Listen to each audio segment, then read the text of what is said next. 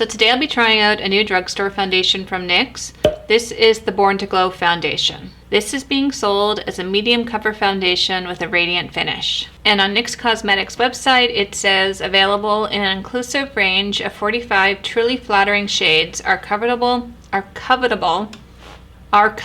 formula delivers buildable medium coverage and a naturally radiant finish that lasts. This liquid foundation blends like a dream and even works with your skin to create a smooth, even-toned look. This foundation is available in 45 different shades, and I picked up the shade Light Ivory, which is the 6th lightest shade available, so if you are more pale than me, there's probably a foundation for you in this line. You get your standard 1 fluid ounce of product, and I picked this up for $12. So let's take a look at this foundation swatched against some other foundations in my collection. So first up is the NYX Born to Glow in the shade Light Ivory. Next is the Maybelline Superstay in the shade 110 Porcelain. After that is the No. 7 Airbrush Away foundation in the shade Calico. This is the CoverGirl Outlast Active in the shade 810 Classic Ivory.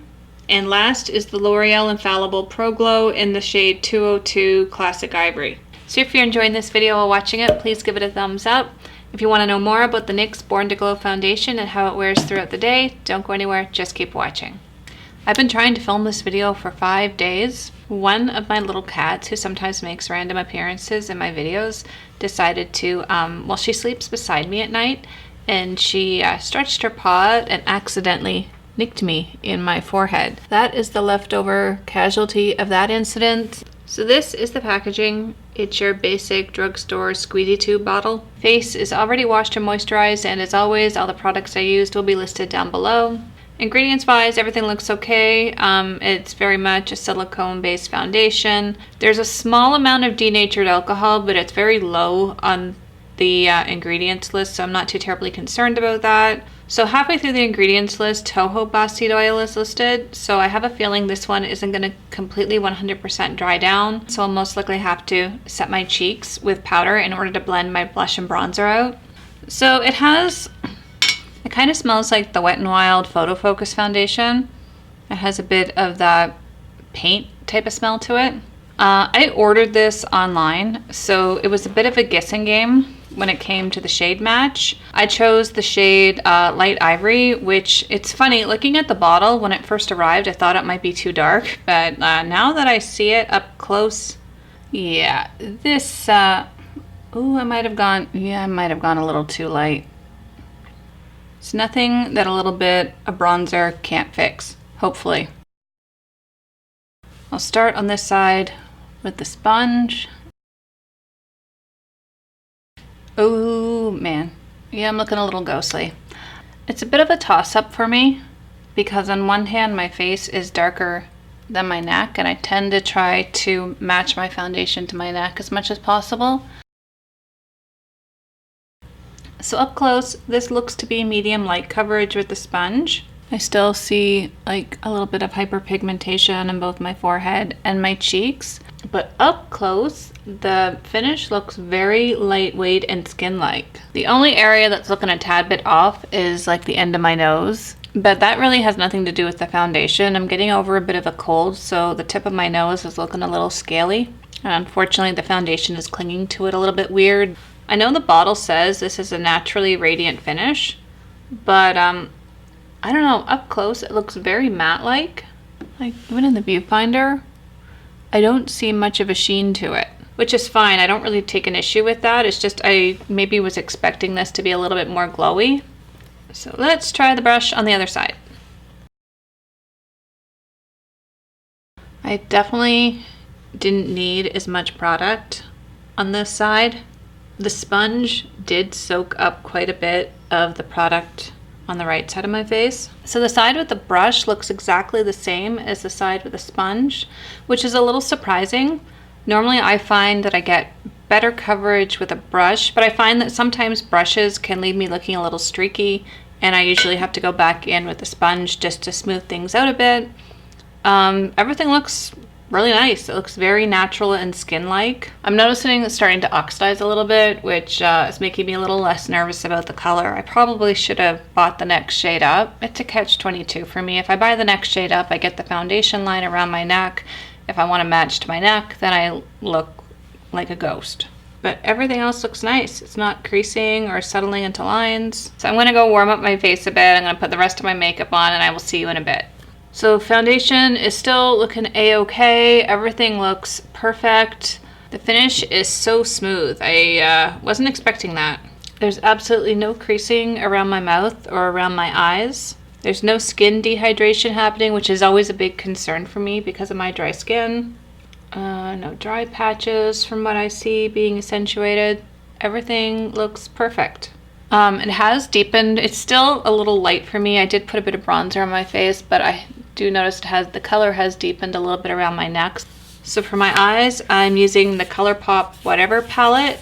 I just used this top pink color in my crease and this bottom sparkly color on my lid. Brows, I'm using a new brow product from Maybelline, the Brow Fast Sculpt mascara. This, I think they finally got it right for people who just want a little bit of extra color on their brows without doing a really intense brow. This is just a little brow mascara, and the brush is teeny tiny, so it's super easy to maneuver in there and coat your brows. Upper liner, I'm using the Physician Formula Eye Booster, and this is the new waterproof formula. So far so good. Everything is staying put. I have really watery eyes, which is why I tend to stay away from liquid liner, and so far this doesn't seem to be budging at all.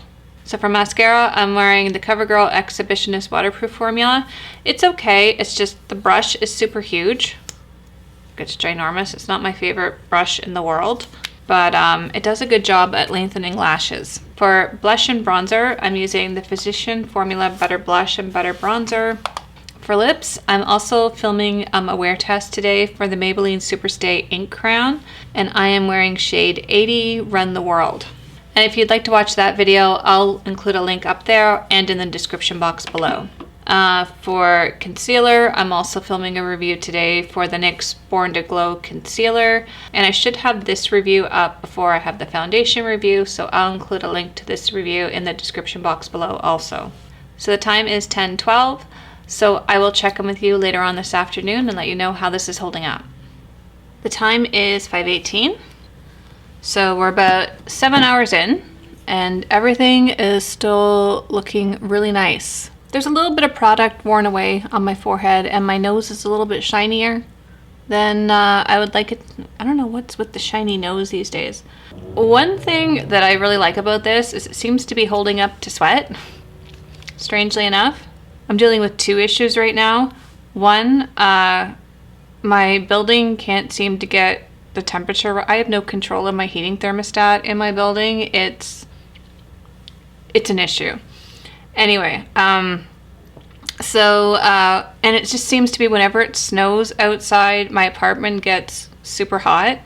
So there's that, and I'm a tad bit perimenopausal, so I'm dealing with some like hot flash issues. So for the past 2 hours, I've been dying. I've been trying to get comfortable. It's not happening, and somehow this foundation is holding its own. It's holding up.